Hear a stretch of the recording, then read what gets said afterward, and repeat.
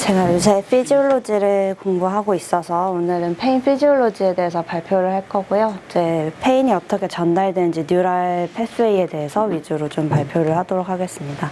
이제 내용은 크게는 페인이 어떻게 분류되는지 하고 아까 말씀드린 어떻게 페인이 전달되는지 경로에 대해서 설명드릴 건데, 페인의 경로는 페리페랄에서 센트럴로 전달되는 어센딩 패스웨이와 센트럴에서 페인을 조정하는 경로인 이제 디센딩 패스웨이 두 가지로 나뉘게 됩니다.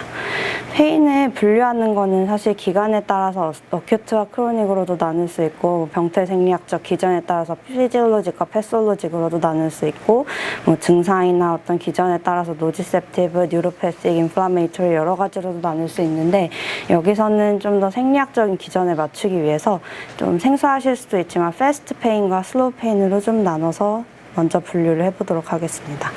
패스트 페인과 슬로우 페인의 차이점에 대해서 표로 좀 정리를 해봤는데, 뒤에서 이제 계속 파이버의 차이와 함께 계속 이제 나올 거기 때문에 한번 여기서 잘 봐두셨으면 좋겠습니다. 일단 패스트 페인은 전달되는 속도가 매우 빨라서 보통은 0.1초 이내에 전달이 되고, 어디서 페인이 발생했는지 로컬라이제이션 하기가 굉장히 쉽습니다. 보통은 스킨같이 슈퍼피셜한 곳에서 전달이 많이 되고, 페인은 A델타 파이버에 의해서 많이 전달이 됩니다. 페인 양상은 샤프하거나 찌르는 듯하거나 어큐트하거나 보통 일렉트릭한 양상의 페인을 많이 띠게 되고, 이제 반면에 슬로우 페인은 1초 이상의 전달 속도가 굉장히 느린 롱 레이턴시를 갖게 되면서 어디서 페인이 발생했는지 로컬라이제이션 하기가 굉장히 힘들게 됩니다. 슈퍼피셜한 스킨에서도 전달이 되지만 페리오스티움이라든지 조인트라든지 머슬이라든지 이렇게 딥티슈에서도 전달이 되고, C파이버에 의해서 전달되게 됩니다. 양상은 좀 더 덜하거나 버닝하거나 에이킹하거나, 스로빙은 욱신거리는 양상을 하게 됩니다. 또는 너저스는 이제 흔히 알게 되듯이 토할 것 같은 그런 양상의 통증을 말하게 됩니다.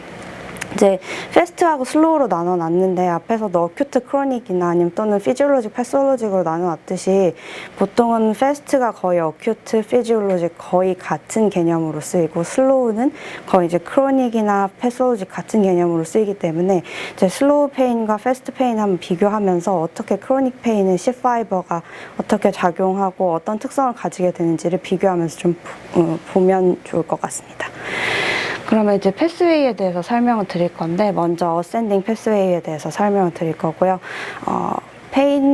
페인도 마찬가지로 다른 뉴럴 패스웨이와 같이 리셉터에서부터 시작해서 어페런트 너브로 들어가서 이게 이제 스파이널 코드로 들어가는데, 이제 어페런트 너브 중에서 신경 센서리이기 때문에 도잘혼으로 들어갑니다. 도잘혼에서 이제 페인이기 때문에 스피노살라믹 트랙을 통해서 이게 로어 브레인 파트, 특히 이 중에서도 살라머스하고 페리아퀴덕탈 크레이가 이 중에서도 중요한 역할을 하고, 여기서 브레인 콜텍스까지 전달되게 됩니다. 중에서 이제 먼저 제일 페리페랄에 있는 페인 리셉터를 먼저 보게 되면, 페인 리셉터는 이렇게 C파이버나 또는 A델타 파이버가 끝에 나뭇가지처럼 갈라져 있는 프리 너브 엔딩이라는 것이 리셉터의 역할을 하게 됩니다. 로케이션은 보통 C파이버 같은 경우에는 슈퍼피셜이나 아까 말씀드린 것처럼 딥 두 가지에 다 있고, A델타 파이버는 보통 슈퍼피셜에만 존재하게 되고요. 그다음에 스티뮬러스는 미케니컬, 서멀, 케미컬 세 가지 모두 다 자극을 받게 되는데, 이제 페인 리셉터만의 고유한 특징을 보면 보통은 다른 리셉터 같은 경우에는 반복적으로 자극이 왔을 때 적응을 잘 하게 됩니다. 하지만 페인 리셉터는 반복적인 자극이 와도 거의 적응을 하지 않고, 요 반복적인 자극이 왔을 때 오히려 조금 더 민감해지는 특성을 보일 수도 있습니다. 그래서 이제 하이퍼알제지아나 또는 알로디니아 같은 특성을 보일 수도 있습니다. 이제 두 번째는 리셉터에 전달된 스티뮬러스가 어페런트 파이버로 전달이 되게 되는데, 이 과정에서 A델타나 또는 C파이버 둘 중에 하나로 전달이 될 수 있습니다. 이제 밑에 그림에서 보시면 A델타 파이버하고 C파이버를 보실 수 있는데, A델타 파이버하고 C파이버의 가장 큰 차이점은 마이엘레이션이 돼 있는지 안 돼 있는지입니다. 이제 A델타 파이버는 C파이버에 비해서 마이엘레이션이 돼 있고 좀 더 직경이 굵기 때문에 A델타 파이버가 이제 신경 전달 속도가 훨씬 더 빠르게 됩니다. 됩니다. 그리고 이제 A 델타 파이버는 미케니컬하고 서멀 페인 스티뮬라이만 전달할 수 있지만 C 파이버는 케미컬까지 같이 전달할 수 있고요. 아까 설명드린 것처럼 A 델타 파이버가 훨씬 더 빠르게 전달할 수 있고 A 델타 파이버는 그 터미널, 신경 터미널에서 보통 글루타메이트를 많이 사용하게 됩니다. C 파이버는 좀 더 느리지만 느리게 되고, 그다음에 보통은 서브스텐스 P를 많이 사용하게 되고, 그리고 이제 C 파이버는 노지셉션의 보통 한 70% 이상을 담당한다고 알려져 있습니다. 이제 아까의 파이버로 들어온 그 신경 자극들은 쭉 들어와서 스파이널 코드까지 올라오게 되고, 이제 스파이널 코드의 도잘혼에 도달하게 됩니다. 이제 A 델타 파이버하고 C 파이버는 서로 시냅스하는 부분이 다른데, 이제 A 델타 파이버는 먼저 좀 더 포스테리어 라테랄 쪽에 라미나 1이라는 곳에서 시냅스를 하게 되고, 딱 한 번만 시냅스를 한 다음에 콘트라 라테랄 사이드로 넘어가게 돼서 위로 쭉 올라가게 됩니다. 하지만 C 파이버는 좀 더 이제 안테리어 쪽 좀 더 메디아 쪽으로 들어와서 라미나 2번하고 3번 두 부분에서 시냅스를 하게 되고, 여기서 이제 인터뉴론을 통해서 한번 라미나 5까지 도달해서 라미나 5에서 한 번 더 시냅스를 하게 된 다음에 반대로 콘트라테랄로 이동해서 한 번 더 올라가게 됩니다. 이제 여기서 두 가지 스피노살라믹 트랙을 통해서 이동하게 되는데, 아까 처음에 말씀드린 A 델타 파이버는 네오스피노살라믹 트랙이라는 곳을 통해서 올라가게 됩니다.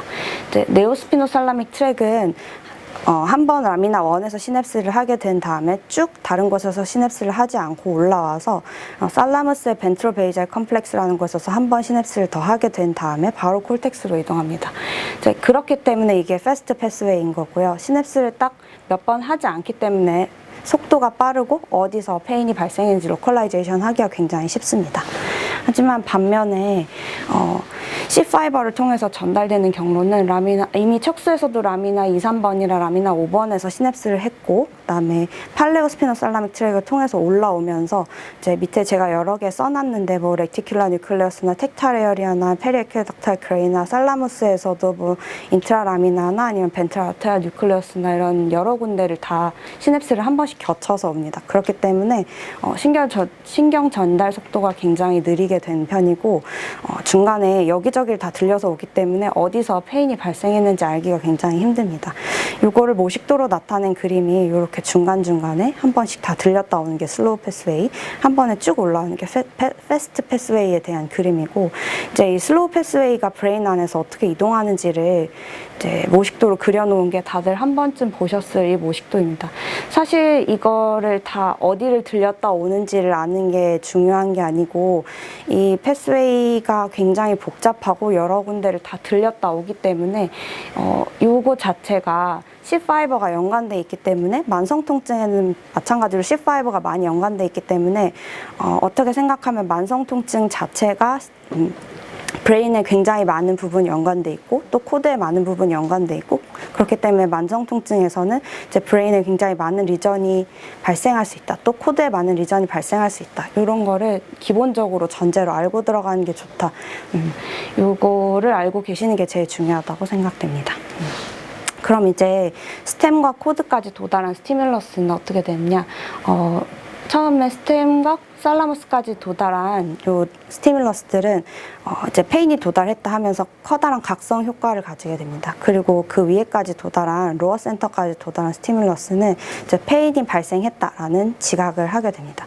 그리고 위에 콜텍스, 이제 보통 프리프론탈 콜텍스나 아니면 소마토센서리 콜텍스에 도착하면 이제 페인이 어떤 위치에서 발생했는지, 이 페인이 뭐 어떤 퀄리티를 가지고 있는지, 어떤 강도인지, 어떤 양상인지 이런 거를 파악하게 됩니다. 이제 물론 이 페인이 어떻게 뭐 강도인지 어떤 위치인지 이런 걸 파악하는 것도 있겠지만, 아까 앞에서 보여드렸듯이 뭐 아미그달라를 통해서 오기도 하고, 아니면 림빅 시스템을 통해서 오기도 하고, 살라무스를 통해서 오기도 하고, 레티큘라 에어리를 통해서 오기도 하기 때문에 이 페인이 단지 위치나 이런 양상뿐만 아니고 또 감정적이나 아니면 각성 효과도 같이 뭐 브레인에서 인지를 하게 된다, 이런 내용도 포함하고 있습니다. 그럼 이제부터는 디센딩 패스웨이에 대해서 보도록 하겠는데요.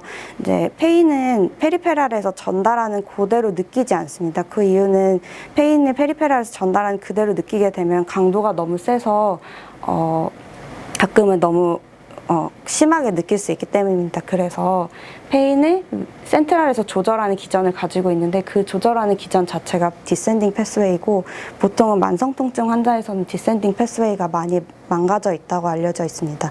이 디센딩 패스웨이는 센트럴에서 조절하는 것 중에서 이제 로어 브레인 센터에서 조절하는 1, 2, 3번 에서 조절하는 기전이 있고 그다음에 코드에서 조절하는 기전이 있는데 크게는 파라벤트리큘러 뉴클레어스하고 그다음에 페리에퀴덕탈 크레이 그리고 이제 라펜 에그너스 뉴클레어스와 그다음에 레티큘라 안지오 뉴클레어스 이렇게 세 군데가 로어 브레인 센터에서 조절을 하게 되고요. 파라벤트리큘러 뉴클레어스하고 라펜 에그너스 뉴클레어스에서는 그 신경 터미널에서 각각 세로토닌을 분비합니다. 그리고 이제 페리에퀴덕탈 크레이에서는 그 신경 만달에서 엔케팔린, 주로 이제 오피오이드라고 알고 계시죠? 그걸 분비하게 됩니다. 이제 페리벤트리큘러 뉴클레어스에서 나온 뉴런은 쭉 연결이 돼서 스파이널 코드 도잘혼까지 도달하게 되고 스파이널 코드 도잘혼에서는 이니비팅 인터뉴론, 즉 이제 엔케팔린 뉴론이라고 하는 곳까지 연접이 되는데 엔케팔린 뉴론에서는 끝에서 엔케팔린을 분비하게 되면서 이제 아까 여기서 시냅스를 했던 A델타 뉴런이나 아니면 C 뉴런, C 파이버에서 이제 프리시냅틱이나 포스트 시냅틱에서 전부 이니비팅 시그널을 내서 여기서도 이제 페인을 조절하는 그런 기전을 가지게 됩니다. 이제 여기서 엔케팔린이나 세로토닌 자체가 페인을 조절하는 기전을 가지고 있기 때문에 보통 SSRI나 오피오이드가 페인을 조절하는 약제로 쓰이게 되는 이유가 이것 때문이고요. 제가 이제 뒤에서 쭉 설명을 다 해놨는데 이건 앞에서 설명을 드렸기 때문에 다 넘어가도록 하겠습니다.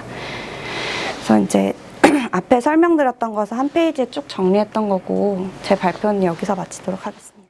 시냅스가 변성되는 소프트 시냅스든 하드 시냅스든 변성되는 데가 아시다시피 도사론에서 한번 변성이 되잖아요.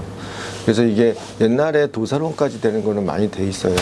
근데 이거는 일정 시간이 지나면 변하는 거. 그다음에 도살루트 갱글리아도 당연히 변하고 도사론에서 변하니까 여기서의 변화된 거는 우리가 알다시피 센시타이제이션이라고 해가지고 많이 우리에게 알려진 부분이 우리 마취과 영역에서는 여태까지 계속 있어왔던 얘기. 그러나 최근에는 그것이 더 하이어 레벨에서 변한다는 얘기인데 여기서 이제 세컨드 이게 퍼스트 오더 뉴런이 여기서 보고 여기서 이제 세컨드 오더 뉴런이 가잖아요. 세컨드 오더 뉴런에서 서드 오더 뉴런으로 가서 거기서 이제 시냅스가 강화되는 거 그리고 거기서 시냅스 강화되면서 여기 이제 C5 같은 경우에는 주위에 관련된 특히 림빅 시스템 살라무스에 관련된 주위에서 이제 거기서 이제 시냅스가 더 커진다는 거다. 맨 마지막에 코텍스로 가지고 시냅스가 생긴다는 거. 요 세 가지가 돼서 지금 프리프론탈 코텍스하고 맨 마지막 엔드 에리어 이 부위에서 시냅스가 많이 형성되고 여기서 뉴럴 플라스티시티가 많이 진행되는 걸로 돼 있지만 실정은 다예요. 어쨌든 이게 어느 정도로 얼마나 강도가 높고 얼마나 강하고 얼마나 오래된 시냅스가 형성되느냐에 따라서 그것이 없어지는 시간도 많이 되지만 일반적으로 이제 나와 있는 게 저도 요즘 변화되는 게 뭐냐면 프리프론탈 코텍스나 이런 것들 실제로 기존의 병이 없어지면은 빨리 없어지는 걸로 돼 있어요. 그래서 오히려 그 아래쪽에 있는 것들이 병변이 오래 남고 오래 가는 걸로 돼 있어요. 그래서 오히려 시냅스 되는 것보다 그 아래쪽에 있는 거가 좀 많이 있는 것 같아요. 그래서 그건 이제 저도 이제 공부를 좀 더 해봐야 되는데 여기 페인 여기 피지올로지 하면서도 그 내용이 많이 나올 텐데 요즘은 안 나와요? 그거는 내용이 너무 많아져서 안 나오세요? 다음에 그래요. 오케이, 네, 좋아요. 알겠습니다. 이상입니다.